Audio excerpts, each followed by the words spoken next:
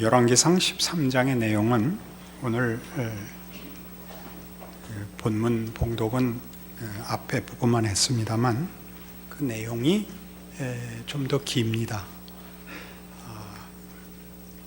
유다에 있는 한 예언자가 하나님의 명을 받아 베델에 와서 여로보암이 그 우상을 섬기는 그 제단에 와서 베델을 저주하는 내용입니다. 베델을 저주한다는 것은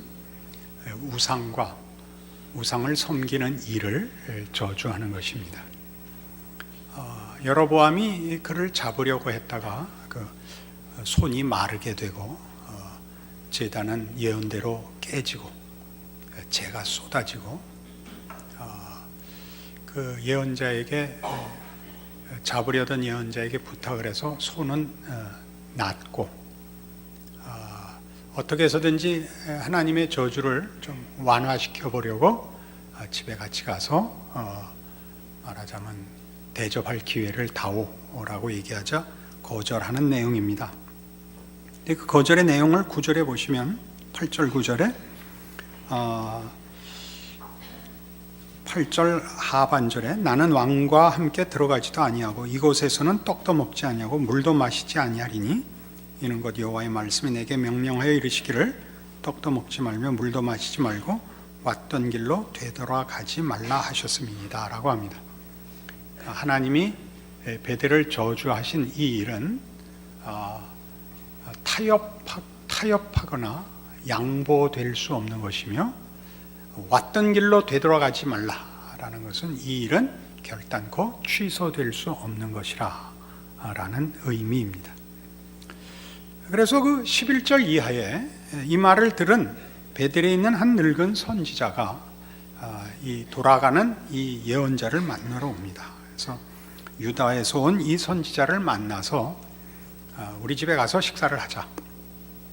그 유다 선지자가 반복해서 하나님이 뭐든지 먹지도 말고 마시지도 말고 왔던 길로 되돌아가지 말라 그랬다라고 하니까 이 베델의 선지자가 내가 너를 부르러 온 것은 하나님이 명해서 부르러 온 것이다. 마음 놓고 우리 집에 가서 식사를 하자. 그래서 따라 들어갔더니 이제 하나님이 이 유다 선지자를 유혹해간 베델 선지자에게 임하여 너 왜 내 명령을 지키지 않았느냐? 너는 죽을 것이다. 그래서 그가 헤어져서 가다가 정말 사자가 나와서 그를 죽이는 일입니다. 그를 유혹했던 베델 선지자가 가서 그의 시체를 거두어 와서 자기 묘에 장사하고 그의 예언이 진실하며 이루어질 것이라 이렇게 선언하는 것으로 이야기가 끝이 납니다. 좀 황당할 수 있습니다.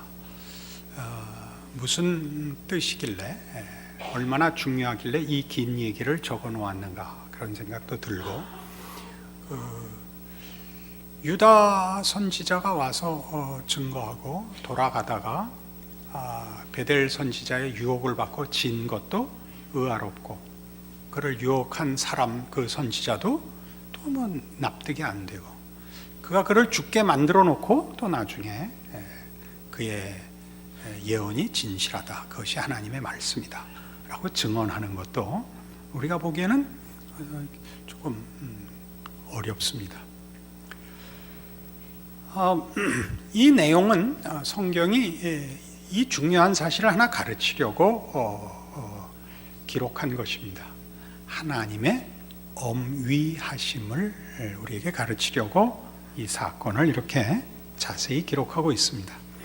하나님의 엄위하심이란 물론 위대하심과 엄중하심에 관한 것인데 하나님의 위대하심과 엄중하심이라는 것은 기독교 신앙을 존재케 하고 성립시키는 유일한 근거와 조건은 하나님뿐이시다 하는 의미에서 하나님의 위대하심과 엄중함을 말합니다.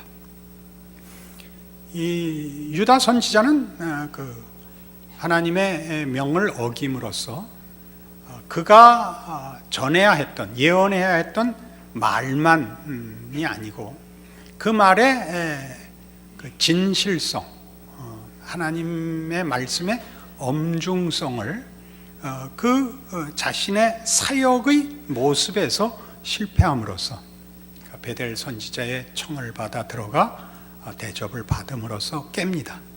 그러자 하나님이 그를 죽이죠. 사자가 나와 그를 죽였는데 여기 28절에 보면 그가 가서 본즉 그의 시체가 길에 버린 바 되었고 나귀와 사자는 그 시체 곁에 서 있는데 사자가 시체를 먹지도 아니하였고 나귀를 찢지도 아니하였더라. 그러니까 사자가 잡아먹으려고 나온 게 아니다 그겁니다. 순전히 이 선지자를 죽이러 나온 것이다 이거죠. 뭘 죽이느냐 하면 하나님이 그로 하여금 거기 가서는 무슨 대접이든지 받지 말라, 왔던 길로 돌아가지 말라 하는 그 명령 속의 하나인 대접받는 일을 받음으로써 그가 죽습니다. 그렇게 함으로써 뭐가 증명되냐 하면 이 예언자가 전한 말의 엄중성이 그의 죽음으로 증언됩니다. 그래서 이 선지자의 죽음은 그의 실패에도 불구하고 자신의 사역과 그 사역을 맡은 자로서의 본분을 다 하게 됩니다. 참 신기한 일입니다. 그리고 그를 유혹한 선지자가 그는 진실로 하나님의 사람이었고 그의 예언은 이루어질 것이다 라고 증언함으로써 이 사건의 결론을, 즉 하나님의 예언의 엄중성을 거듭거듭 다지고 있습니다. 이 예언자는, 유다의 예언자는 그의 사역을 일부 실패했음에도 불구하고 그 실패가 그의 사역의 내용을 더욱 분명하게 하는 일로 또 쓰임을 받습니다. 이런 일들은 다 하나님의 위엄에 찬 모습을 증언하는 것입니다. 하나님의 위엄에 찬 모습이라는 것은 서두에도 말씀드린 바와 같이 기독교 신앙이란 하나님의 어떠하심과 하나님의 약속 위에 있다. 그리고 그 약속이 얼마나 엄정한 것인가 하는 것을 우리에게 가르칩니다. 이사야 55장에 가보시죠. 구약성경 1035페이지 이사야 55장 6절입니다. 너희는 여호와를 만날 만한 때에 찾으라. 가까이 계실 때 그를 부르라. 악인은 그의 길을, 불의한 자는 그의 생각을 버리고 여호와께로 돌아오라. 그리하면 그가 긍휼히 여기시리라. 우리 하나님께로 돌아오라. 그가 너그럽게 용서하시리라. 이는 내 생각이 너희의 생각과 다르며 내 길은 너희의 길과 다름이니라. 여호와의 말씀이니라. 이는 하늘이 땅보다 높음 같이 내 길은 너희의 길보다 높으며 내 생각은 너희의 생각보다 높음이니라. 이는 비와 눈이 하늘로부터 내려서 그리로 되돌아가지 아니하고 땅을 적셔서 소출이 나게 하며 싹이 나게 하여 파종하는 자에게는 종자를 주며 먹는 자에게는 양식을 줌과 같이 내 입에서 나가는 말도 이와 같이 헛되이 내게로 되돌아오지 아니하고 나의 기뻐하는 뜻을 이루며 내가 보낸 일에 형통함이니라. 되돌아오지 않는다. 이 표현이 오늘 우리의 본문과 아주 일맥상통하는 것을 보실 겁니다. 여기서 말하는 하나님의 생각은 우리 생각과 다르다. 내 길은 너희 길과 다르다. 하늘이 땅보다 높음 같이 내 길은 너희 길보다 높고 내 생각은 너희의 생각보다 높다. 하나님이 더 지혜로우시다. 얼마든지 그렇게 얘기할 수 있습니다. 하나님의 생각이 더 깊다, 더 복되다. 얼마든지 그렇습니다. 그러나 오늘의 본문과 연결해서는 하나님의 뜻은, 하나님의 의지는 우리의 의지보다 높습니다. 고집이라는 측면에서의 얘기가 아니고 하나님의 신실하심에 관한 것입니다. 하나님의 성실하심과 신실하심은 인간의 변덕, 인간의 연약함과 비교할 수 없다는 얘기입니다. 즉 하나님은 우리에게 하나님 되시는 일을, 또 온 우주 만물과 역사의 주인이 되시는 일을 결단코 양보하시지 않을 겁니다. 타협하시지 않을 것입니다. 그 뜻을 이루시고야 말 것입니다. 여기에 말하자면 하나님의 모든 하나님의 백성을 향한, 이때 하나님의 백성 꼭 특별히 신자들이라는 제한보다 더 넓게 하나님이 창조한 모든 존재들에 대한 하나님의 하나님으로서의 선포가 있는 것입니다. 나는 하나님이다. 내 뜻이 이루어질 것이라. 그 뜻과 그 약속 속에 너희가 서 있고 안겨 있느니라. 나는 하나님 된 것을, 너희의 하나님 된 것을 결단코 타협하지 않으리라. 양보하지 않으리라. 취소하지 않으리라. 이렇게 말씀하는 겁니다. 그래서 여기 나오는 6절과 7절에 있는 너희는 여호와를 만날 만한 때 찾으라, 가까이 계실 때 그를 부르라 라는 것은 선택의 문제보다 더 큰 겁니다. 내가 주인이다. 내 뜻이 이루어질 것이다. 너희는 선택의 여지가 없다. 그런 뜻입니다. 그러니까 기독교 신앙을 성립시키고 기독교 신앙에 힘을 주는 것이 무엇이냐 그러면 이 하나님의 하나님 되심의 항시성이요 영원성입니다. 우리의 창조주시며 우리의 아버지 되시기를 기뻐하시는 하나님의 어떠하심, 그의 권능과 신실하심과 그 엄위하심이 기독교 신앙을 존재케 하는 것입니다. 우리는 이 하나님의 위엄에 찬 모습을, 그 위엄이 가지는 그 지극한 모습을 예수 그리스도의 죽음에서 봅니다. 고린도전서 11장입니다. 신약 성경 고린도전서 11장입니다. 신약 성경 276페이지 고린도전서 11장 23절입니다. 내가 너희에게 전한 것은 주께 받은 것이니 곧 주 예수께서 잡히시던 밤에 떡을 가지사 축사하시고 떼어 이르시되 이것은 너희를 위하는 내 몸이니 이것을 행하여 나를 기념하라 하시고 식후에 또한 그와 같이 잔을 가지시고 이르시되 이 잔은 내 피로 세운 새 언약이니 이것을 행하여 마실 때마다 나를 기념하라 하셨으니 너희가 이 떡을 먹으며 이 잔을 마실 때마다 주의 죽으심을 그가 오실 때까지 전하는 것이니라. 그의 죽으심이 기독교 신앙을 성립시키는 것입니다. 성자 하나님의 죽으심. 우리는 성자 하나님의 죽으심, 예수님의 죽으심에 대하여 여러 가지 말을 할 수 있습니다. 하나님의 지극한 사랑, 우리를 구원하시는 하나님의 능력. 그러나 오늘 본문을 가지고 우리가 확인해야 되는 이 모든 일들은 이렇게 세부 사항으로 나가기 전에 가장 근본적으로 하나님이 누구시며 우리와 어떤 관계시냐 하는 문제에 있어서 우리를 말하자면 믿음으로 묶습니다. 하나님은 믿을 만한 분이라. 더 나아가서 하나님 외에 선택의 여지가 없다. 그런 것을 알게 되죠. 하나님의 하나님 되심이 우리를 하나님의 자녀라는 이름으로 존재케 하며 우리의 운명을 그의 신실하심으로 인도하시고 결과시킬 것이라 하는 사실이 기독교 신앙을, 우리 자신의 신앙 고백을 만들어내는 것입니다. 이 예수 그리스도의 죽으심이라는 것은 우리가 아는 대로 인간이 상상할 수 있고 경험할 수 있고 또 최대한으로 힘을 낼 수 있는 것의 극치입니다. 그죠? 죽음 이상은 없습니다. 죽는다는 것은 그 정성과 내용을 다 하는 것의 극치입니다. 그 이상은 없죠. 그러나 이제 이 예수 그리스도의 죽으심으로 우리에게 하나님이 우리에 관하여 하나님 자신에 관하여 증언하시고 깨우치시는 일들은 그러나 한 걸음 더 나아갑니다. 로마서 5장에 가면 이렇게 하나 더 나가 있습니다. 244페이지 신약성경입니다. 로마서 5장 8절. 우리가 아직 죄인 되었을 때 그리스도께서 우리를 위하여 죽으심으로 하나님께서 우리에 대한 자기의 사랑을 확증하셨느니라.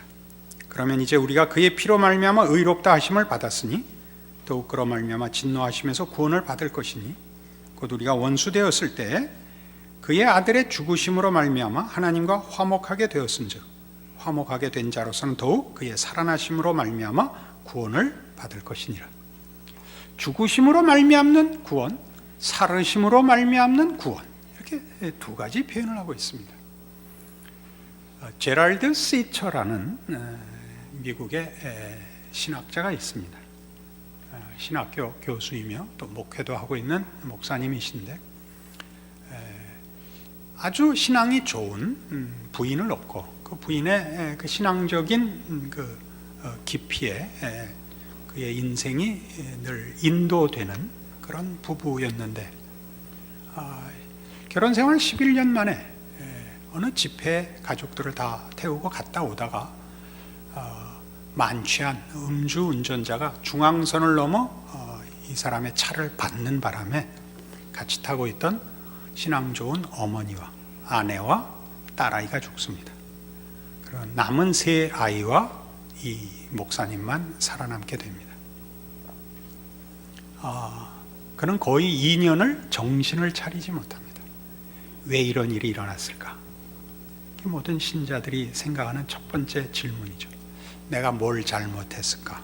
이게 맨 처음 떠오르죠. 그 다음에는 이런 생각들이 나죠. 그날 내가 좀 늦게 왔으면 어땠을까? 왜 그 집회를 갔을까? 자고 왔으면 피했을까? 그런 여러 가지 생각을 합니다.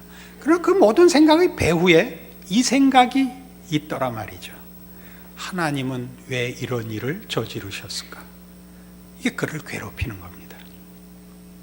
그 음주운전자는 전과자요, 만취하여 제정신 아니게 온 사람이고, 우리는 하나님의 귀한 성도들이고 하나님을 믿고 살고 하나님의 뜻을 전하는 사역자인데 왜 우리에게 비극이 일어나는가? 용서하십시오. 이제 이런 표현이죠. 하나님은 뭐 하고 계시는가? 이렇게 됐습니다. 그 2년을 고통 속에 보내면서 그가 가지는 최고의 유혹은 자살의 충동입니다. 왜냐하면 성실하게 산 것이 보상을 받지 못하는 세계에서 성실하게 살 책임이 뭐가 있냐? 그게 괴롭히죠, 그를. 진실하게 산다는 것이 그렇지 않은 사람에 의해서 파괴될 수 있는 인생이라면 진실하게 살 가치가 있냐? 이것이 그를 괴롭힙니다. 그러나 그는 극복합니다. 신앙으로 극복하지 않습니다. 여기가 중요합니다. 기도하고 마음의 평안을 얻었다는 아닙니다. 그가 극복한 이유는 하나입니다. 선택의 여지가 없었답니다. 어떤 선택의 여지요? 자신의 인생을 망치는 건 괜찮은데 자기가 헤매니까 애들이 망가지더라는 사실입니다. 애들은 보호자가 필요합니다. 자기는 자기의 인생을 포기할 수 있지만 애들 인생은 자기가 포기하면 본인들의 책임이 아닌 부모 때문에, 부모에 의해서 망가진다는 현실 때문에 그는 일어납니다. 이렇게 표현을 했습니다. 나의 선택은 처음부터 분명했다. 무슨 말이냐면 선택의 여지가 없었다는, 그러니까 미국식 표현입니다. 나의 선택은 처음부터 분명했다. 죽을 수 없습니다. 다른 방법이 없고 그는 자식들을 위하여 일어서야 됩니다. 그러나 하나님의 선택은 모호했다. 그 표현 아시겠죠? 하나님은 뭐하고 계시는지 분명치 않았다. 중요한 표현을 했습니다. 그러면서 이제 극복해 들어옵니다. 우리는 뭐 이 사람의 신앙을 지금 뭐 운운하자고 이해를 든 게 아니라 이 사람이 죽음을 생각한 것이 꼭 절망과 자폭이 아닙니다. 진실함과 성실함으로 사는 것이 보상받지 못하는 사회에서 불성실하게 살아야 한다면 나는 그 인생은 살지 않겠다. 이 유혹이 오는 겁니다. 그러나 그가 극복하는 건 자식들을 위해서 극복하는데 뭘 극복하냐 하면 성실하게 산 것이 보상받지 못하는 한이 있어도 나는 아이들을 위하여 살겠다. 이게 극복입니다. 하나님이 우리에게 예수 그리스도를 주셨다는 건 무슨 의미냐 하면 내 아들을 잡아서라도 나는 너희 편을 들겠다입니다. 그러나 예수님은 우리를 위하여 죽으실 뿐만 아니라 부활하셔서 하늘 보좌 우편에 앉으사 살아서 매 순간 죽으시는 그 정성보다 큰, 아까 예를 든 사람 같이 우리가 말을 듣지 않고 가치가 없을지라도 나는 내가 살아있는 한 너희 편을 들겠다, 너희를 편들기 위하여 영원히 살겠다라고 부활하셨다, 이런 말입니다. 여기에 말하자면 하나님이 누구신가에 대한 가장 놀라운 내용이 내포되어 있는 거죠. 예수를 주셨다는 게 무슨 의미인지, 그가 부활하셨다는 게 무슨 의미인지, 그를 보내신 하나님이 누구신지가 가장 놀랍게 증언되고 있는 것입니다. 그러니까 우리는 하나님의 놀라우심, 그 경이로움, 위엄에 찬 하나님이라는 말을 다만 능력에서 높다거나 의지에서 변함이 없으시다든가 그 정성이 지극하다든가 라는 것보다 더 깊은, 하나님은 과연 하나님이시다, 하나님 되심을 중단하시거나 타협하시지 않는 분이다, 우리에게 아버지가 되기로 작정하신 것을 포기하거나 조금도 게을리하시지 않는다라는 성경의 선언과 마주서게 되는 것입니다. 그래서 성경은 신앙적인 요구들을 이 근거하에서 합니다. 히브리서 12장입니다. 신약 성경 366페이지 히브리서 12장 1절부터 봅니다. 이러므로 우리에게 구름같이 둘러싼 허다한 증인들이 있으니 모든 무거운 것과 얽매이기 쉬운 죄를 벗어버리고 인내로서 우리 앞에 당한 경주를 하며 믿음의 주여 또 온전케 하시는 이인 예수를 바라보자. 그는 그 앞에 있는 기쁨을 위하여 십자가를 참으사 부끄러움을 개의치 아니하시더니 하나님 보좌 우편에 앉으셨느니라. 너희가 피곤하여 낙심하지 않기 위하여 죄인들이 이같이 자기에게 거역한 일을 참으신 일을 생각하라. 너희가 죄와 싸우되 아직 피 흘리기까지는 대항하지 아니하고 또 아들들에게 권하는 것 같이 너희에게 권면하신 말씀도 잊었도다. 일렀으되 내 아들아 주의 징계하심을 경히 여기지 말며 그에게 꾸지람을 받을 때 낙심하지 말라. 주의 징계하심을 경히 여기지 말라. 그게 무슨 말인지 아시겠죠? 하나님은 양보하시지 않을 겁니다. 말할 때 들어라 겁니다. 말하다 안 들으면 한 번 더 하실 거다. 그래도 안 들으면 또 하실 거다. 그래도 안 들으면 아마 맞을 거다. 그래도 안 들으면 겁안 죽을 거다. 겁을 주자는 얘기가 아닙니다. 하나님은 우리를 하나님 이외의 것으로 내용을 삼거나 만족을 삼거나 목적을 삼는 것을 절대 놔두지 않을 것이다. 그 말은 하나님이 경쟁적으로 질투하신다는 뜻이 아니라 하나님만이 해줄 수 있는 복과 참된 내용 이하로는 절대 우리를 놔두지 않겠다는 선포라는 사실입니다. 하나님은 하나님이 하나님이신 것 같이 우리가 하나님의 자녀라는 이름으로 부름받은 거기에 붙은 하나님의 이름을 포기하지 않을 것입니다. 그래서 하나님의 자녀들은 하나님을 떼고 자녀가 될 수는 결코 없을 것입니다. 이것이 성경의 선언이죠. 그래서 6절 주께서 그 사랑하시는 자를 징계하시고 그가 받아들이시는 아들마다 채찍질 하심이라 하였으니 너희가 참음은 징계를 받기 위함이라. 하나님의 아들과 같이 너희를 대우하시나니 어찌 아버지가 징계하지 않는 아들이 있으리요. 징계는 다 받는 것이거늘 너희에게 없으면 사생자여 친아들이 아니니라. 또 우리 육신의 아버지가 우리를 징계하여도 공경하였거든 하물며 모든 영의 아버지께 더욱 복종하며 살려하지 않겠느냐. 그들은 잠시 자기의 뜻대로 우리를 징계하였거니와 오직 하나님은 우리의 유익을 위하여 그의 거룩하심에 참여하게 하시느니라. 무릇 징계가 당시에는 즐거워 보이지 않고 슬퍼 보이나 후에 그로 말미암아 연단받은 자들은 의와 평강의 열매를 맺느니라. 무슨 내용인지 여러분 잘 아시는 것입니다. 여러분 자녀들을 징계합니다. 자녀들이 대강 사는 것을 용납하지 않는 것이 부모입니다. 공부 열심히 해야 된다. 이렇게 답하는 아이들이 가끔 있습니다. 공부 잘해도 부자 되지 않던데요. 공부하는 것보다 돈 버는 게 더 빠르지 않습니까? 그럼 여러분 그걸 놔두는 부모는 거의 없습니다. 공부는 돈 벌라고 시키지 않습니다. 훌륭하라고 시킵니다. 요새는 뭐 공부를 해도 훌륭해지지 않는 일이 너무 많으니까 좀 잊기 쉬운데, 공부는 보다 깊은 것입니다. 그것은 다만 기능적인 것이 아니지 않습니까? 훨씬 인격적인 것입니다. 지금 그 얘기를 하는 중입니다. 우리는 자녀들이 돈 벌어오면 되잖아 라는 말을 할 때 놔두지 않습니다. 문 닫아 걸고 죽여버립니다. 훌륭해지라고 부모가 폭력을 쓰고 자녀들에게 원한을 삽니다. 기꺼이 삽니다. 그거 안 하는 사람은 부모가 아닙니다. 이런 말을 하는 사람도 가끔 봅니다. 지 인생인데 지가 알아서 하겠죠. 그건 안 됩니다. 죽이십시오. 저희도 6 낳다가 4 죽이고 2 남았습니다. 그건 부모 노릇 안 하는 겁니다. 지금 하나님은 그 얘기를 하는 겁니다. 나는 포기하지 않는다. 나는 하나님 노릇을 양보하지 않는다. 너 알아서 해라. 그래서 이게 나오는 겁니다. 12절. 그러므로 피곤한 손과 연약한 무릎을 일으켜 세우고 너희 발을 위하여 곧은 길을 만들어 저는 다리로 하여금 어그러지지 않고 고침을 받게 하라. 제가 현대어로 바꿀까요? 너 죽었다고 복창해라. 똑바로 서, 눈 떠, 울지 마. 입 다물어. 공부해. 이렇게 얘기하는 겁니다.